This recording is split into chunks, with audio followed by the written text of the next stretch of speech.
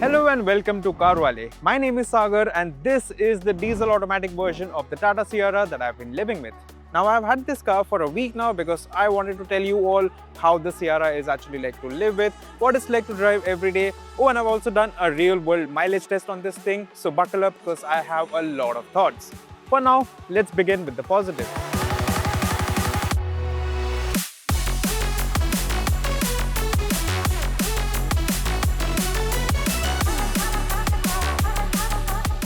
Now I know looks are entirely subjective, but I genuinely think that the Sierra is one of the best looking SUVs that you can buy.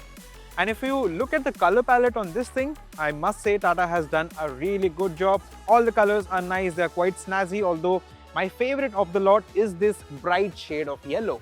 Everywhere you take it, people look at it. It stands out in traffic and most importantly, it doesn't look like yet another crossover pretending to be an SUV.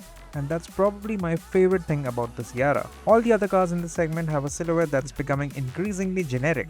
The Sierra though feels different. It's upright, it has that unique glass area at the back, and there are plenty of styling elements that make it instantly recognizable. So if you're someone who wants to stand out in a parking lot full of Cretas, Seltoses and Grand Vitaras, then the Sierra absolutely delivers.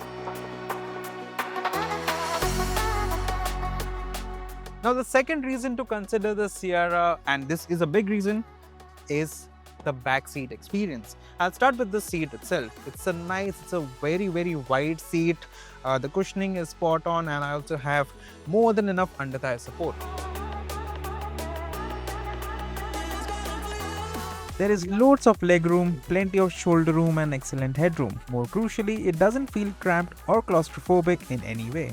In fact, the sense of space is one of the Sierra's biggest strengths. If you're somebody who likes to be driven around, somebody who has a chauffeur or somebody who prefers the back seat whenever they are traveling with their parents or their friends, then the Sierra it makes for a very compelling case for itself, and you will appreciate the comfort and the overall ambience that you get from the rear seat experience. Also, one more thing, speaking of ambience, this unique design element, it's a flashback to the OG Sierra. In here, they've also integrated the speaker here.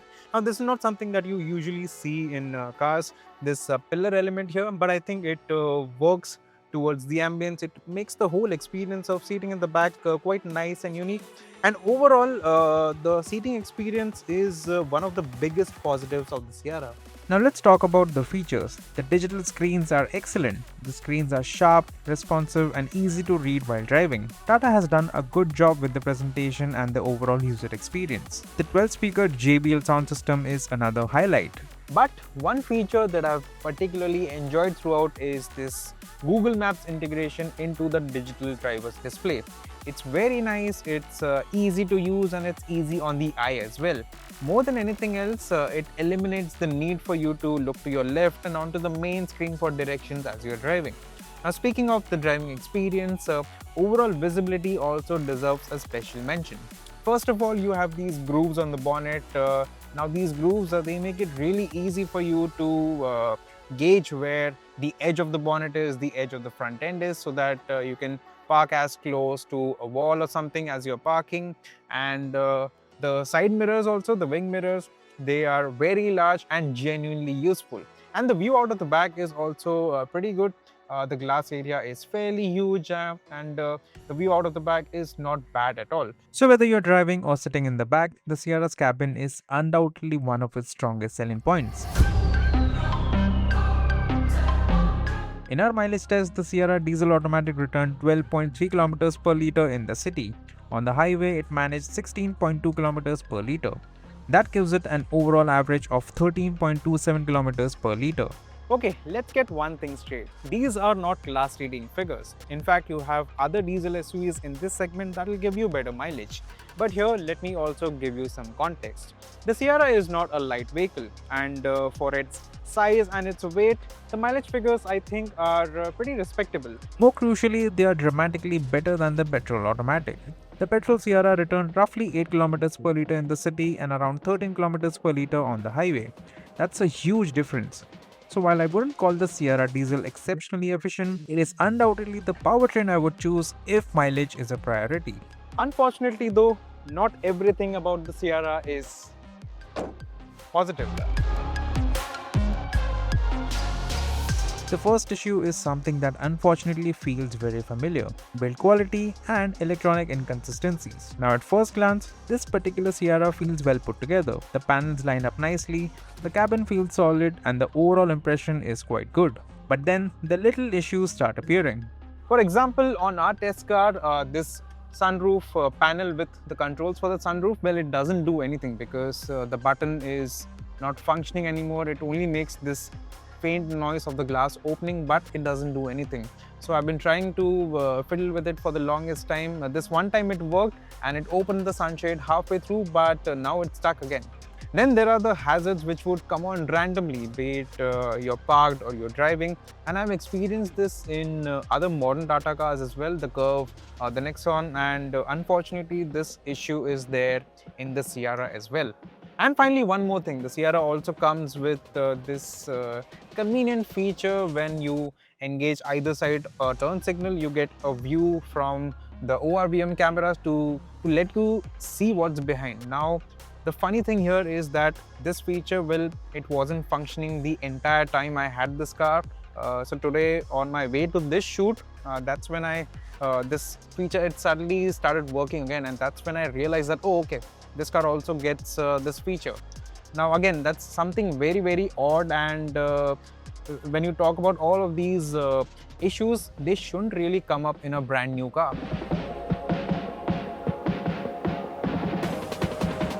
My second complaint is actually less about reliability and more about day-to-day usability, specifically about some of the quirks of the Sierra which have found to be extremely annoying over the course of the last week or so. First of all, there's the fact that there is no physical button to engage or disengage the handbrake or the electronic parking brake. For this to be automatically disengaged once you have put the car in drive, and if you want to drive somewhere, you have to first put on your seat belt and then lock it in place, and that's the only time it will disengage. Because if you don't have your seat belt on, then the rear wheels are locked and you won't be able to move the car front or back. Now this is particularly annoying if you want to move the car quickly, say to extremely short distances, if you find yourself in a bit of a hurry, or if you just want to move the car around in parking, that's when it gets really, really annoying. The second issue is storage. The floating center console looks great, but the space around it could have been utilized so much better. Right now, most of those storage areas are really only useful for phones and a few small items. For a family SUV, that's a missed opportunity. And then we come to the biggest ergonomic issue that I have with this car, and that's the placement of the pedals. More specifically, it's the proximity of the brake pedal to the accelerator pedal. Now, more often than not, I found myself brushing against the accelerator pedal as well as the brake pedal when I was trying to stop the car, when I was trying to slow down. Now, this is not just an inconvenience, it's also downright potentially dangerous also, because you could end up pressing the wrong pedal at the wrong time, and that would land you up in big trouble if you ask me, and this is something that Tata needs to sort, in my opinion. So, would I recommend the diesel automatic version of the Sierra? Well, it's quite complicated. Because there is a lot to like here.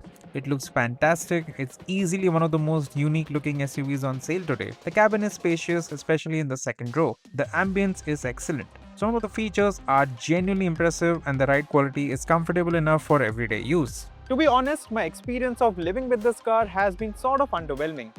Take the engine for instance. Now this diesel version, of course, it is always going to be more economical than the petrol Sierra. However, I do feel that the real world mileage of this car, which is basically a diesel automatic, well, it could be higher for what it essentially is. Then there are the ergonomics and the inconsistencies in qualities. Now these issues take away a lot from what feels like a genuinely solid package otherwise. All things considered, would I recommend this thing over a Creta diesel automatic?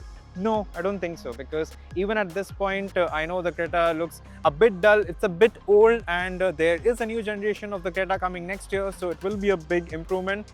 But as it stands, the Creta still does every single thing so well that it just makes it very easy to recommend that car to anyone looking for a mid-size SUV.